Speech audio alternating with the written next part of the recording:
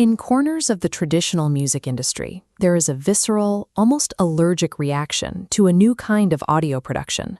When an artificial intelligence tool flickers on in the studio, a massive wave of hostility usually follows. Look at producer forums today, and you'll see creators relying on these tools being branded as NPCs, churning out slop. Their tracks are routinely dismissed as derivative garbage. The core criticism is that this isn't real musicianship. To many veterans, it's a lazy shortcut. As one commenter put it, sending text messages to an algorithm will never be playing an instrument. This resentment has drawn a hard line in the sand.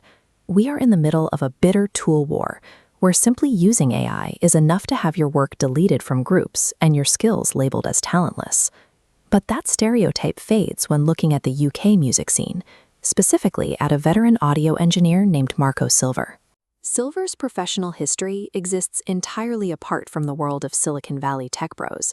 His analog pedigree runs deep. Starting at age 19, Silver cut his teeth mixing front-of-house sound for massive legacy acts, including the Electric Light Orchestra. He also mixed for renowned reggae and dub artists like Pato Banton, grounding his engineering style in the heavy, physical demands of live bass music. By 1997, he was commanding legendary sets at Birmingham's Q Club under the moniker Free Bass Inc., proving his credibility in the raw underground scene. So here is the contradiction. Why is a lifelong analog purist, someone with decades of hands-on experience and a reputation built on physical hardware, choosing to defend artificial intelligence? Most assume an AI musician types a prompt into Suno, hits enter, and watches a magic box spit out a finished song. But Silver uses the algorithm solely as an ideation engine, exporting individual audio files as separate stems. Then he pivots back to traditional methods, pulling those raw AI audio stems into a standard digital audio workstation. From there, it requires intense manual labor.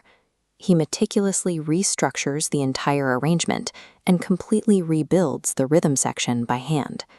Next comes his signature engineering step.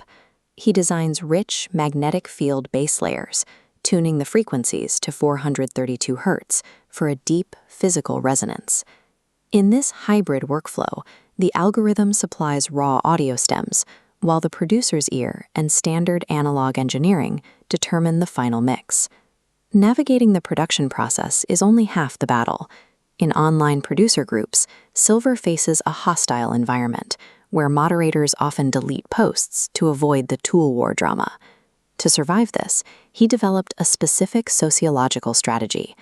His primary rule is to entirely ignore performative, hostile comments and refuse to engage in ideological culture wars.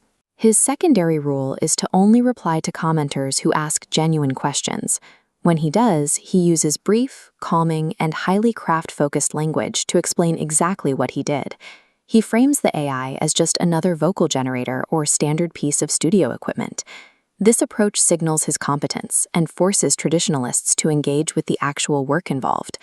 By strictly sticking to technical details, the conversation shifts away from a fight over ethics and back into a standard discussion about music production. And that strict focus on the craft is seeing real-world results. If you look past the online drama and examine listener reception, the performance of this hybrid workflow is clear. Looking at this screenshot of the N1M charts, we can see his hybrid tracks, specifically the Marco Silver VIP DJ set, climbing high into the ranks of the dance category. This Reverb Nation dashboard shows a similar trajectory. His track, Sex, Drugs, and Alcohol, secured a rank #1 badge under the Free Bass Inc. profile. He is using this momentum to push upcoming releases, including a heavy industrial cyberdub track titled Birmingham's Burning, which paves the way for his 2025 album, The AI. These rankings indicate that the end result is finding an audience on the same terms as traditional tracks, regardless of the specific tools used to build it. The current backlash is driven by existential dread, the fear that algorithms will eventually make human musicians obsolete. Music history is full of these panics. The resistance AI faces today matches the hostility once leveled against synthesizers, drum machines, and digital workstations. Treating the algorithm simply as another piece of studio equipment allows human creativity to broadcast on an entirely new frequency.